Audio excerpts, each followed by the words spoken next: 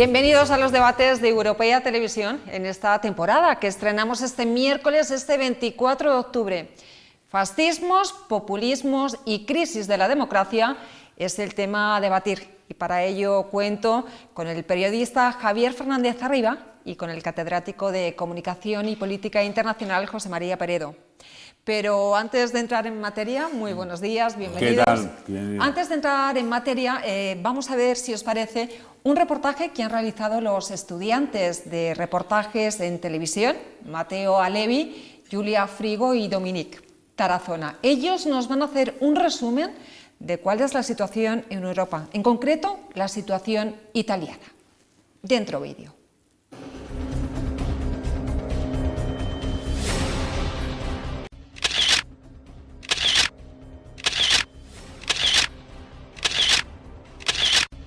El pasado mayo, Italia asistió al nacimiento del gobierno del Partido Populista Movimiento 5 Estrellas y la nacionalista Liga Norte, una coalición sin precedente en Europa.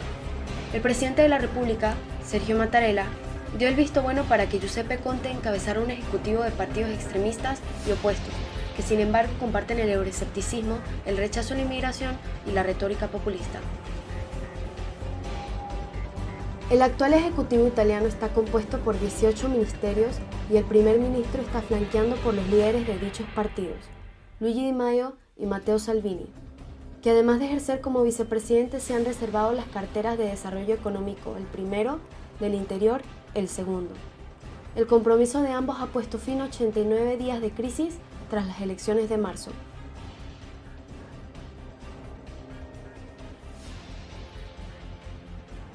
El M5S, la formación más votada en las elecciones del 4 de marzo, se ha hecho con 9 ministerios, mientras que la ultraderechista Liga contará con 6. El más importante interior, ya que Salvini ha dejado claro su empeño contra la inmigración irregular, y los datos lo confirman. Según las cifras que presentó el mismo ministro, hasta la fecha las llegadas de inmigrantes irregulares ha bajado del 80% respecto a 2017, y del 85% solo analizando el mes de septiembre.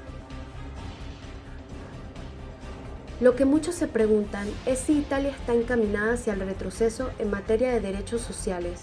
En su primer anuncio, Salvini ha querido dejar claro que la ruta del país ha cambiado, anunciando un bonito recorte de 5.000 millones a las ayudas a los inmigrantes irregulares.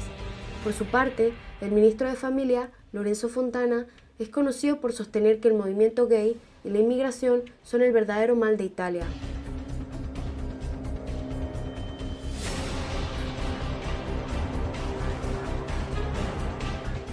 Como estamos viendo, realmente este es el caso de Italia, pero no solo Italia, tenemos otros países europeos como es el caso de Francia, Holanda, por ejemplo. Y yo os voy a lanzar ya la primera pregunta, Javier, José María.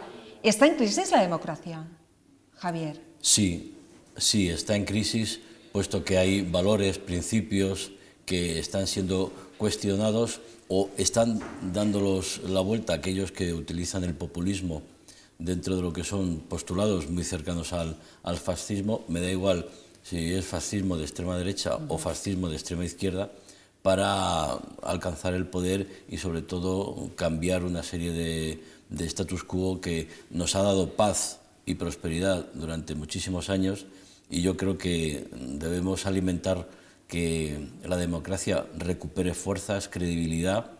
Habría que acabar con la corrupción, con la ineficacia. Yo creo que, por ejemplo, en el caso de Italia, la inmigración no es el problema de Italia. La inmigración o los refugiados no son el problema de Europa. El problema de Europa es la ineficacia y, sobre todo, la corrupción. José María, ¿estás de acuerdo? La corrupción, claro que sí. Sobre todo estoy de acuerdo con que la democracia está en crisis. Está en crisis en fenómenos tan claros como el propio Brexit acaba de poner sobre la mesa, que una de las instituciones más relevantes que había en el mundo democrático, que era la Unión Europea y que sigue siendo la Unión Europea, ha sido cuestionada por una buena parte del electorado, de los partidos, de las líderes de opinión en el Reino Unido, y se ha producido una fractura que evidentemente refleja el deterioro de las instituciones democráticas que hasta ahora habíamos concebido, ¿no? Por otra parte, yo creo que además hay un problema de que la democracia está siendo atacada, Javier, que eso es además una segunda cuestión que no solo desde dentro, sino también desde fuera, determinados regímenes, determinados grupos que no han vivido la evolución de la democracia liberal de la manera que lo hemos vivido, por ejemplo, en el mundo atlántico, vamos a decir, por poner un ejemplo, pues en algunos casos están considerando que la democracia liberal es realmente un enemigo, un rival al que hay que batir, ¿no? En sus principios, como la libertad de expresión, como en sus principios de progreso, etcétera, ¿no? Habría un caso concreto de lo que comenta José María y es el caso de Rusia. En este caso, Vladimir Putin lo que está es luchando porque la Unión Europea levante y Estados Unidos levanten las sanciones impuestas por la crisis de Ucrania. Y para eso está intentando desestabilizar todo lo que puede a los países europeos con el fin de obligarles a levantar esas sanciones. Es el objetivo que tiene, porque en el fondo a su economía le están haciendo mucho daño. Para eso utiliza injerencias, utiliza las noticias falsas, utiliza todo tipo de recursos que tiene a su alcance, incluso la conexión con los Estados Unidos, ¿no? Que esa sería la otra vía. O sea, desde Estados Unidos nos está llegando a Europa vía Steve Bannon, el que fue asesor de Donald Trump, toda una iniciativa, un proyecto de aglutinar a la extrema derecha europea de cara a las elecciones al Parlamento del próximo mes de mayo, con lo cual tenemos ahí varios flancos abiertos y no me gustaría olvidarme de la especulación, porque en río revuelto ganancia de pescadores, y tenemos a un magnate especulador como George Soros con sus distintas instituciones, por ejemplo, en el caso de España, utilizando su Open Society en Barcelona de apoyo a los independentistas para intentar desestabilizar España y a la democracia en sí. Sí, claro. sí. Yo también os quería lanzar, porque claro, esto es lo de siempre, no sabemos quién apareció antes, el huevo o la gallina, ¿no? Entonces esta crisis económica, esta crisis social, esta crisis política que está atravesando Europa, que estamos atravesando de manera mundial, ¿es realmente el origen de estos nuevos fascismos?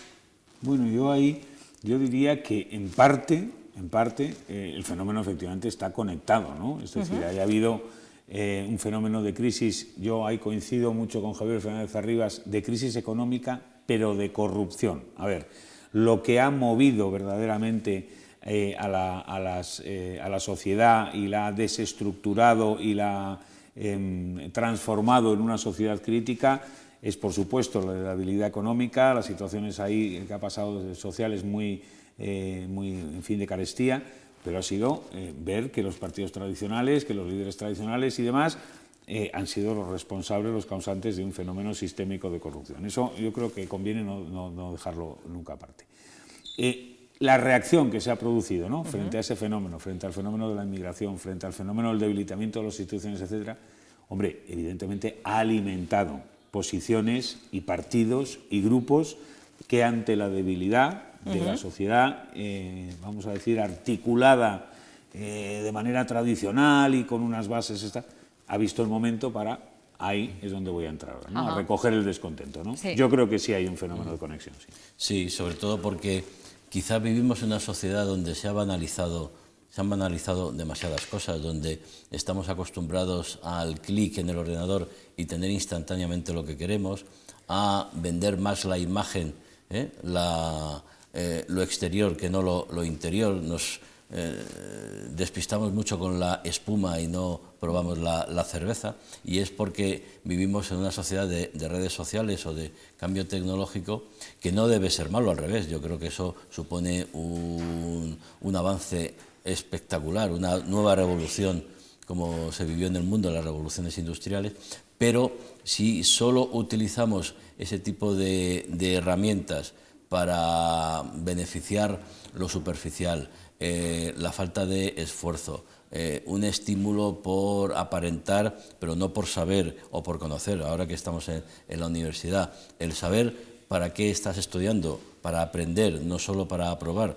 Y todo eso crea una crisis que es un caldo de cultivo para aquellos que quieren hacer beneficios rápidos, tener poder y poder tener una preponderancia por encima de la gente que con esfuerzo, con trabajo, con el sacrificio diario, leyendo, formándose, pues tiene otros horizontes en esta vida. Por eso es muy importante potenciar lo que son realmente los valores y principios que han sustentado, después de la Segunda Guerra Mundial, unos 50 años de progreso, de bienestar, de paz, de convivencia, de tolerancia, dentro de un mundo que no es nada perfecto, como sabemos. Y que efectivamente, como señalas, pues, en fin, que la cuestión está sobre la mesa, y esa emergencia del fascismo o de nuevas ideas que pueden considerarse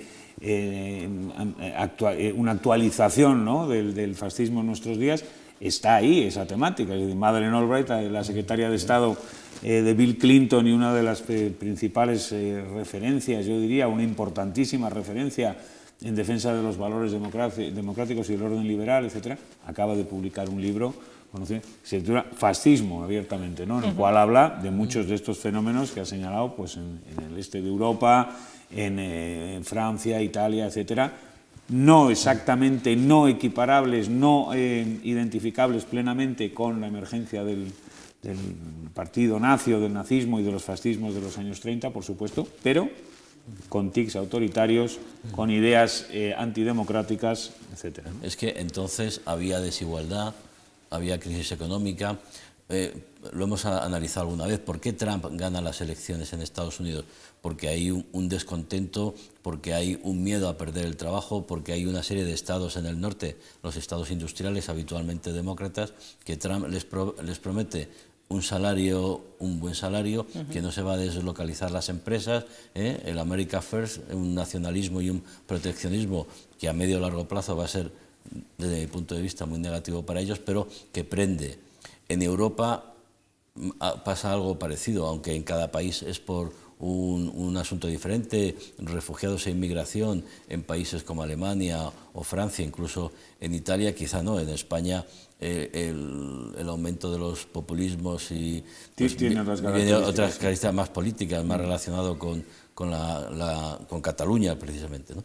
Pero entonces lo que es necesario es que dentro de lo que es la recuperación económica tengamos un mejor reparto, una armonización, para evitar que esas desigualdades sean caldo de cultivo del fascismo, como lo fue en la Alemania de los años 30, con una crisis muy profunda, y donde los postulados de Hitler pues tuvieron respuesta por parte de una población que se aferraba a lo que fuera, ¿no?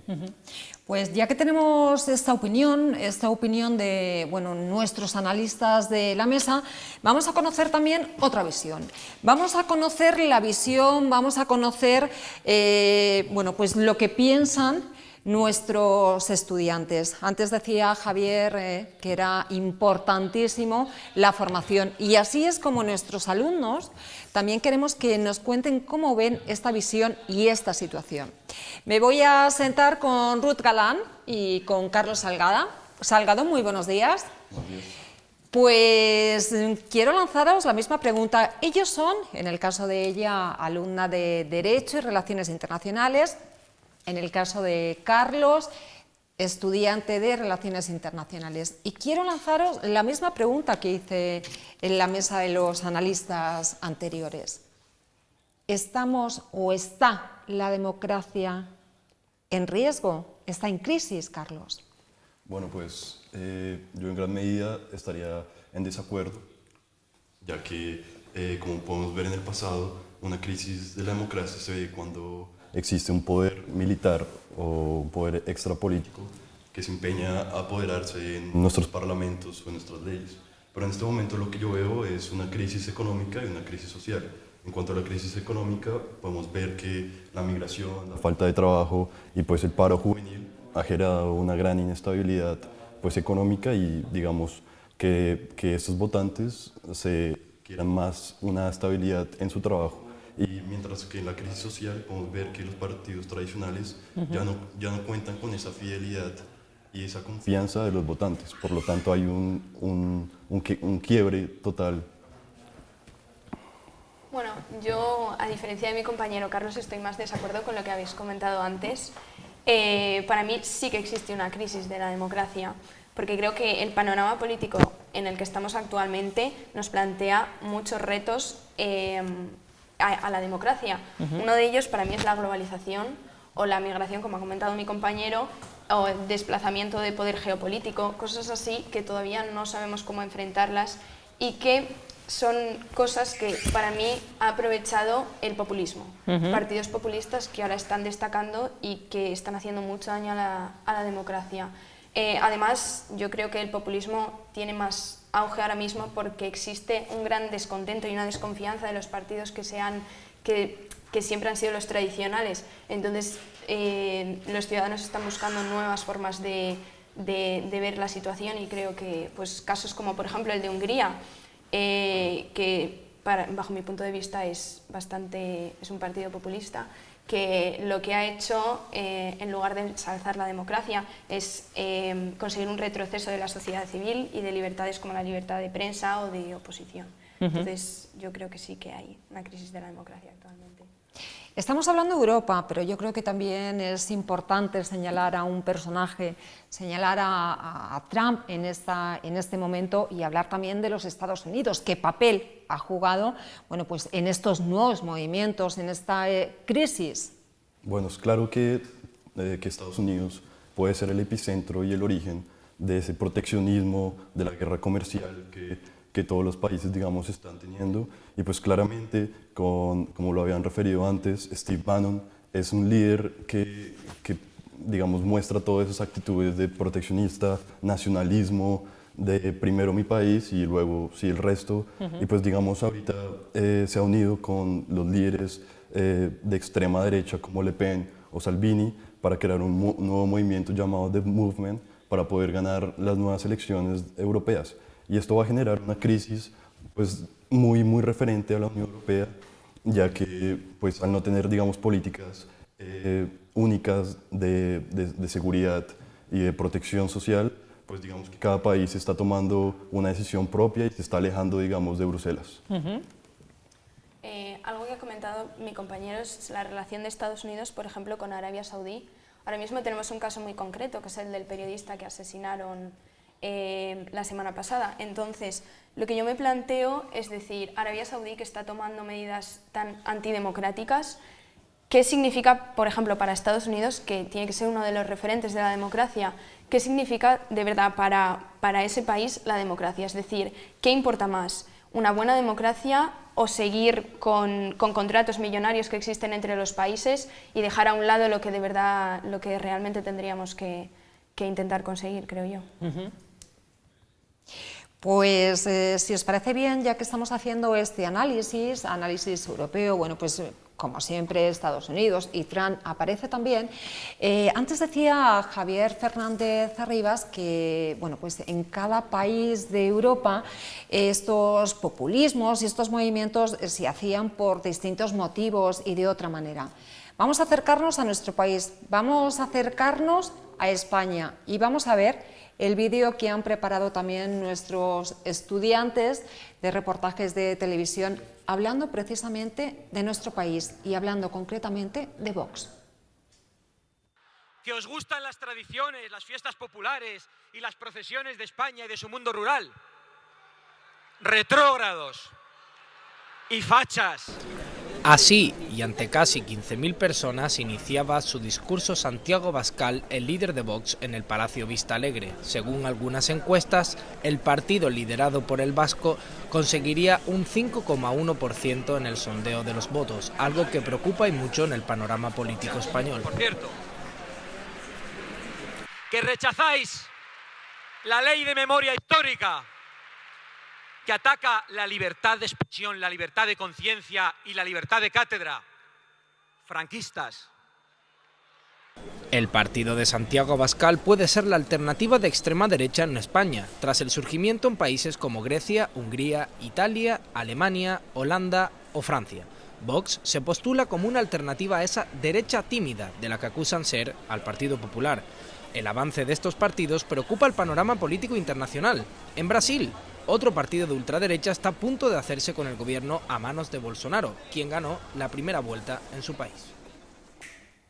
Bueno, pues Cristo Cardoso, Bea Pañeda y Ismael Santiago han sido los alumnos que nos han preparado este vídeo sobre Vox. Y es que este partido, Vox, parece que ha irrumpido con algo de fuerza en este momento, pero no es el único partido que podemos hablar de movimientos extremistas. También podemos hablar del caso de Podemos, José María. Bueno, efectivamente, yo creo que lo que estamos asistiendo es a una polarización, en primer lugar, ya desde hace unos años de la vida política, que también ha sido, por cierto, una de las razones, de las causas de esta probablemente radicalización, y en segundo lugar la aparición de movimientos en ambos polos, ¿no? Sí. O sea, se está produciendo una reacción pues de carácter populista, más populista desde un punto de vista más de crítica social, de crítica económica por el deterioro del Estado social, etcétera, ¿no? Que aquí yo creo que algunos de los sectores, vamos a decir, de Podemos ha recogido. También hay que señalar ahí que hay que diferenciar un poco dentro de ese mundo, ¿no?, de crítica populista, algunos grupos y partidos, en el caso de Podemos, dentro a lo mejor y fuera de Podemos, pero otros muchos, ¿no?, en otros muchos casos, el movimiento 5 Stelle, por ejemplo, en Italia, donde hay que distinguir entre unos grupos que promueven reformas pero con el respeto a las instituciones democráticas y europeas, muy importante, y otros grupos que lo que proponen son rupturas. Es el caso clarísimamente de la CUP, ¿no? Es decir, en Cataluña, ¿no? Bueno, eso es una cuestión, ¿no? Segunda cuestión, efectivamente, en el otro polo, en la derecha, Vox es seguramente el ejemplo de lo que está produciéndose en otros lugares en Europa, es decir, la derechización de la derecha. Es decir, ¿no? Hay un fenómeno, ¿no?, que la derecha moderada, Javier, no sé si coincides, pues que se ha moderado durante muchísimos años y que ha sido capaz de marginar a la extrema derecha, pues oiga, es que está permitiendo ahora que se abran esas vías, ¿no? Aquí, en Hungría, que señalaba la estudiante, en Francia, excuso decirte. En Polonia, muy preocupante. Y además en Polonia con un movimiento en cuanto a la división de poderes, el poder judicial muy preocupante, y con una Unión Europea que ya está lanzando alertas y avisos de posibles sanciones, porque no es aceptable lo que está ocurriendo ni en Polonia ni tampoco en Hungría. El problema está que luego se celebran elecciones en Hungría y Víctor Orbán saca una mayoría absoluta bastante holgada, y es cómo está percibiendo la población de esos países, por qué esos ciudadanos eligen.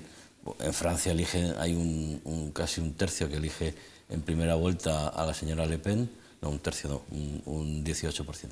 Pero luego en Holanda también, en Austria lo tenemos, o sea que en ese sentido hay una percepción o una mala comunicación de cara a los ciudadanos de lo que estamos haciendo, de lo que representa la democracia y sobre todo de los riesgos. Yo siempre comento, oiga, si usted quiere ver los riesgos del populismo, del nacionalismo, hay que irse a los leninistas de la revolución bolchevique, la revolución blanca, para ver luego las consecuencias que tiene todo eso. Además lo vemos como ellos en su funcionamiento interno, que iban a regenerar, iban a cambiarlo todo, iban a darnos un mundo feliz, tanto desde la extrema derecha como desde la extrema izquierda, luego resulta que cometen los mismos errores que han cometido los anteriores. En cualquier caso, en el caso de Vox, yo creo que si se soluciona, como debe solucionarse, el problema en Cataluña, la incidencia de Vox sería bastante residual. O sea, Vox nació porque Santiago Abascal, víctima de ETA, no estaba de acuerdo con que Mariano Rajoy continuara con la política de negociación y de final de ETA que tuvo Rodríguez Zapatero, y creó el partido. Y ahora tiene la situación en Cataluña como vía de crecimiento, y además con los lazos que está extendiendo hacia Europa y sobre todo hacia Steve Bannon, del que está intentando conseguir financiación, pues tenemos ahí el problema. Aunque yo creo que, insisto, si Cataluña se soluciona, la extrema derecha en España no tiene mucho recorrido.